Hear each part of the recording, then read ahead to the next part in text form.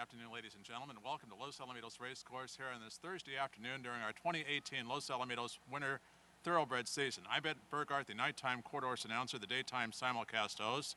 We have an 8-race program this afternoon, a Pick 6 carryover more than $36,000, and the Pick 6 will be held on races 3 through 8. Very special guest here. Started calling races when he was riding back here.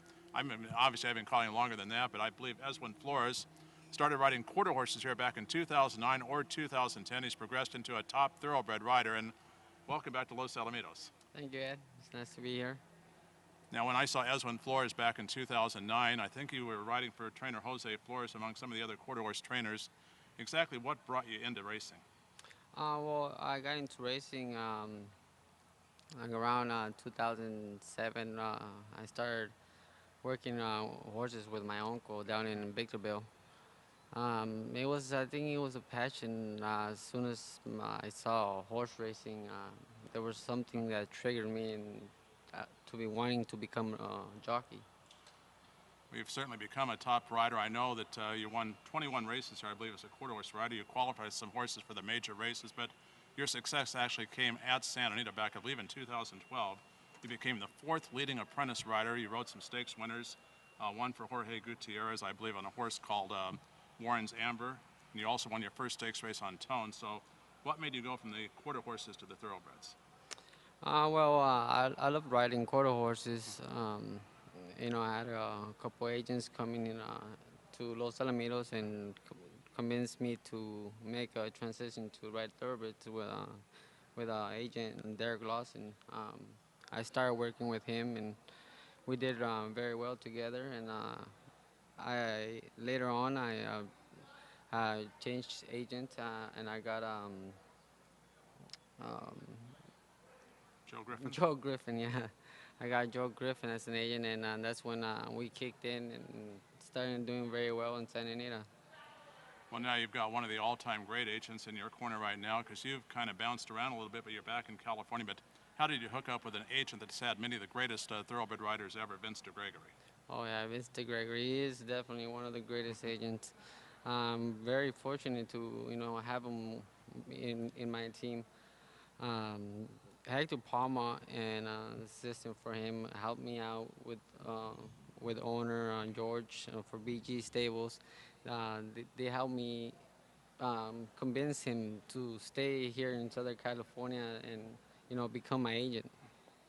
Well, Vince has got your book right now. You're hooked into the Hector Palma barn pretty good, but let's kind of go back and go through some of your rides before. You were talking about Tones and Warren's Amber. That made you the 4th leading apprentice rider at Santa Anita that year. You were getting a lot of live mounts.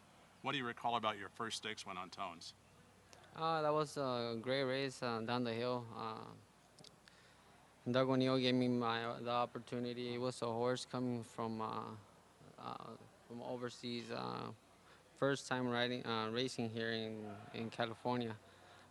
It was a great feeling, especially getting an opportunity from a trainer like Doug O'Neill. Gave me an opportunity like that, and winning my first stake races in San Diego was great. And you also won a $200,000 stakes race on Warren's Amber for Jorge Gutierrez. What do you recall about that mount? Oh, it was a great feeling riding that filly, Warren's Amber. Um, you know, she was a long shot, and we, she, they were expecting her to run a big race. We got really lucky, and we we got into a hole and won the race that day. Like I said, it's always great to win any race. Winning stake races is a greater feeling.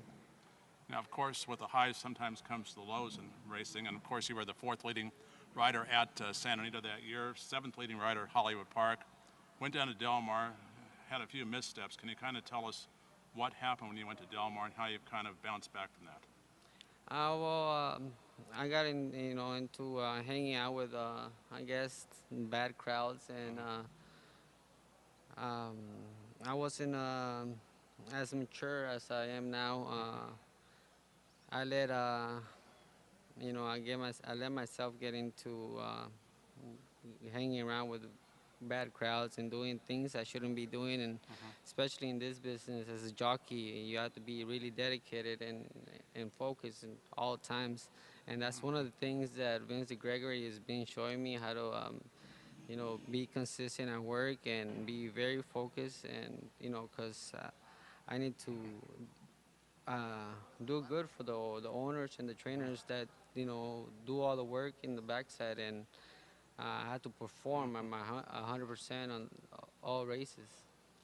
Well, we've had some of the great riders have situations before. I think Pat Day's a perfect example in how he was able to bounce back and become one of the greatest riders of all time. So I certainly think you've got a great future, Eswan. And just a little bit about some of the other turning points for you, because I know you went back to Parks, you went to Lone Star, and you've ridden some other great horses elsewhere other than just here in California. So what led you to go back to Philadelphia? Going back to Philadelphia, I had an opportunity to go down there with Mark North. He was my agent over there, and when we went over there, I started riding most of the horses for John Service. One of my favorite horses that I've ridden, that I got to be really close to is his name is Undertaker, and a lot of my close friends know, this is one of my favorite horses that I enjoy riding. Now, why was Undertaker one of your favorite horses? There must have been something about him that you really liked. Well, I got on the horse in the morning, and I got to be really close to the horse. He was, I compare him with me. He was pretty much, like. So you two are pretty much alike. That's why you got along so well together. Yeah, yeah, and he was a runner too. So, you know, I like runners. Okay.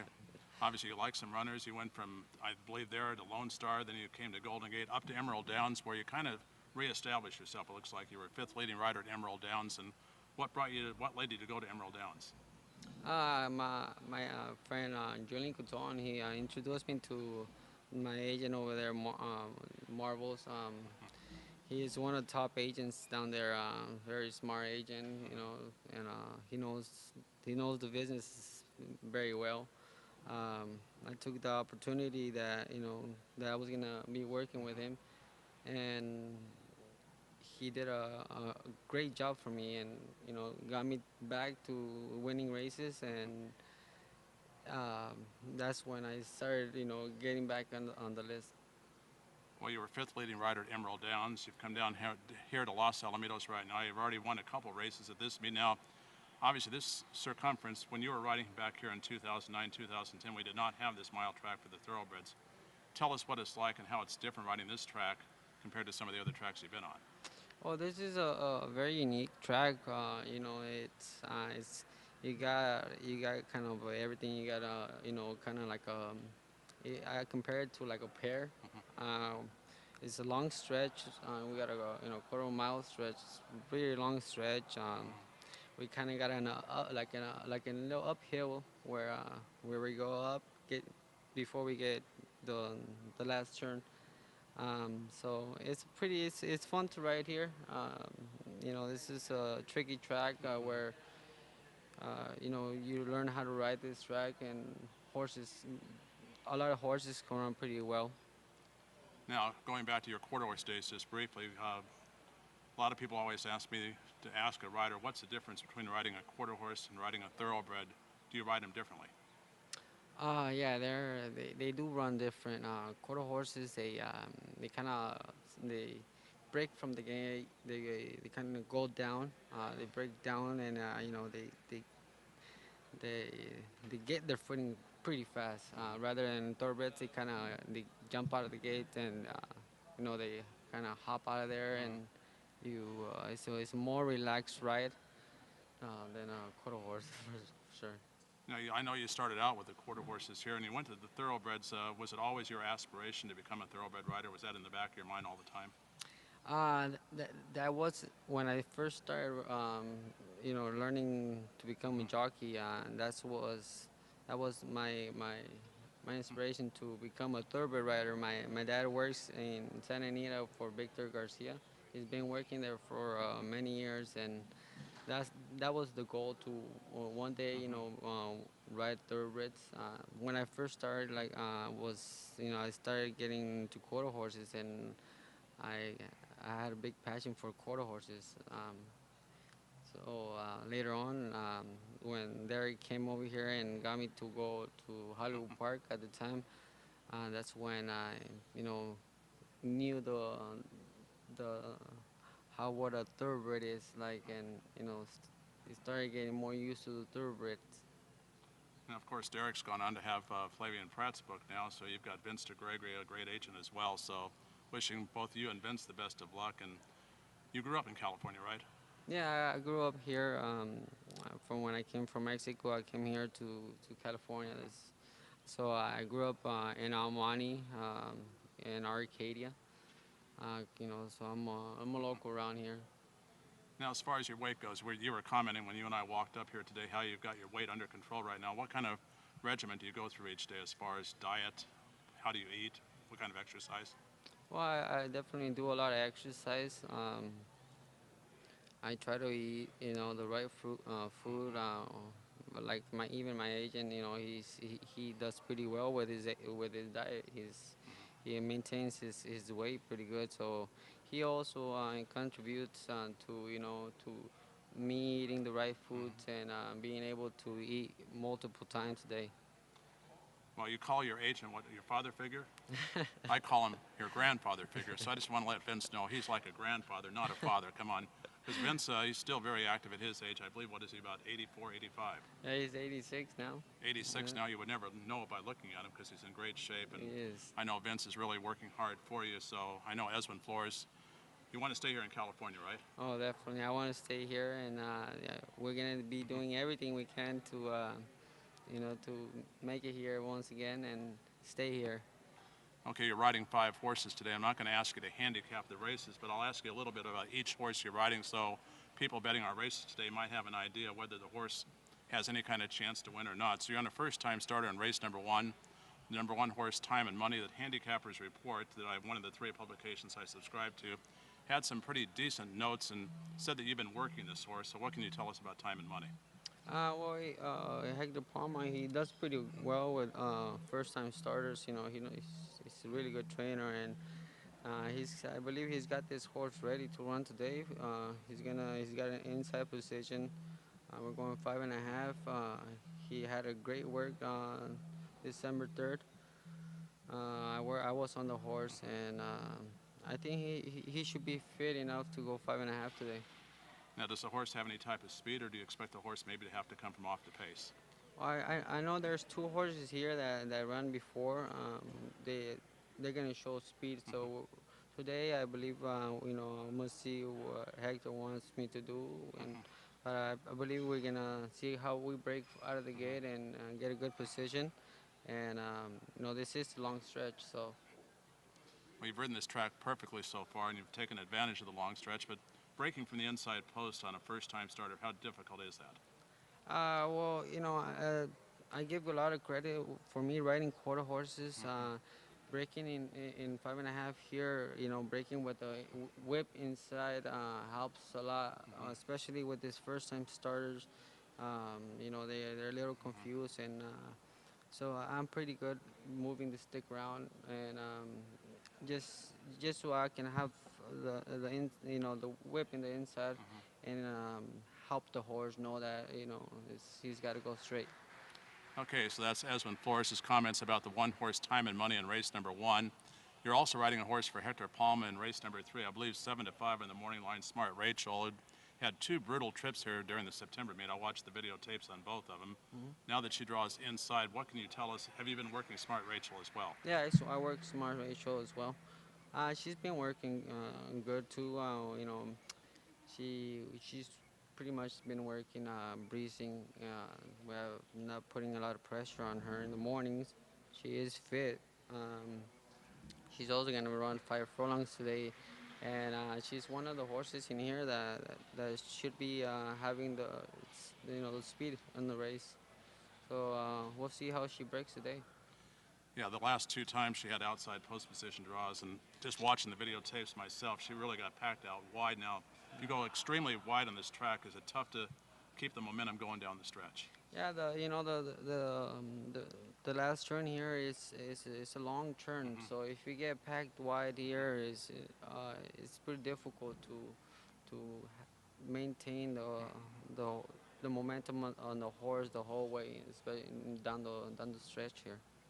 Okay, well, so far you've navigated that far turn really well from the races I've watched, and you've already got 2 wins here at the meet, and I think you're going to pick up a couple today. It certainly looks like that on paper. Going to race number 6, you have a horse in race number 6 called Sherril's Ready for Gennaro Vallejo and Battleborn Racing. I don't know how much you know about this horse. Have you worked Sherril's Ready at all? I haven't worked trails ready. I watched them with Hernando Villejo galloping the other morning in Santa Anita. He looks ready to me. Like Hernando Villejo is doing pretty well here with his horses, so he likes it. He likes his horse, and I definitely I like him when I saw him in the morning.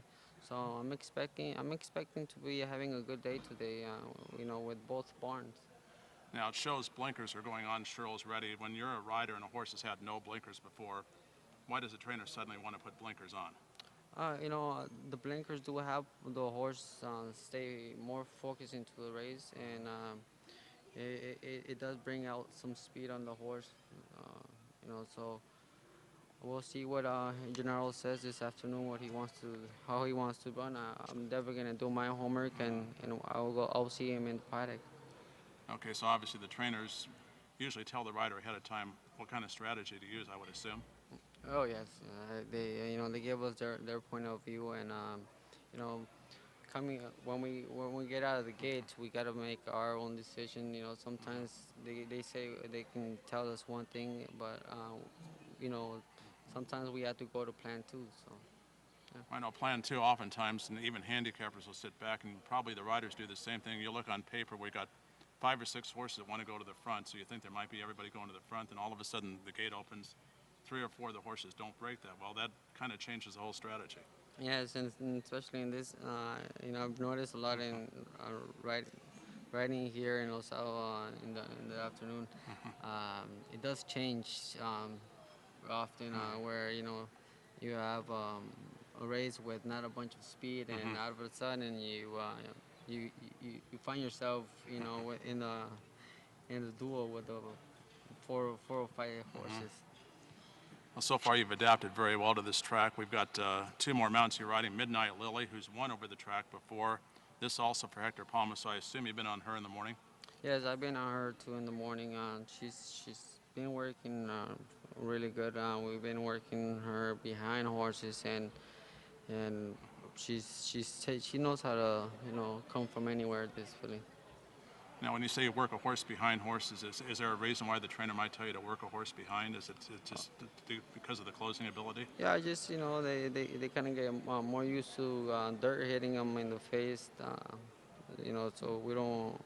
we wouldn't have a problem with them not liking or figuring her out. Okay, it looks like Midnight Lily, one of probably your stronger chances today. It looks like you're on quite a few horses that figure strongly. The final race, you're on Malachim for Vallejo, which has only run 1 time, and I don't know if you've been on this horse at all in the morning. I worked this horse the other day. Worked on 5 furlongs. Angel Cruz rode this horse before. First time starter. A lot of the horses, the first race, they don't run as they run a little green sometimes. So I'm expecting a lot from this horse. We worked them the other day, and I like the chances for him today, this afternoon. Okay, that's one of the longer prices you're on, I think, Malachim, but horse has just run the 1 time. You've been on the horse now, so you're expecting a much improved effort. So your future, I know you're a jockey right now. The day you decide to retire, you probably haven't thought about that yet. Do you have any other idea what you might want to do in horse racing? No, I don't. I haven't really thought about that, but I'm definitely, I have a passion for the game, and when I can when I'm not a jockey no more, I'm definitely gonna do something to do with the horses. Now, you say you have a passion for the game. What do you like so much about horse racing? What is it that brings so much excitement out to you? Well, the whole thing, it's a big industry. the horses, you know, everything about what goes into racing of a yearling and taking care of the horses.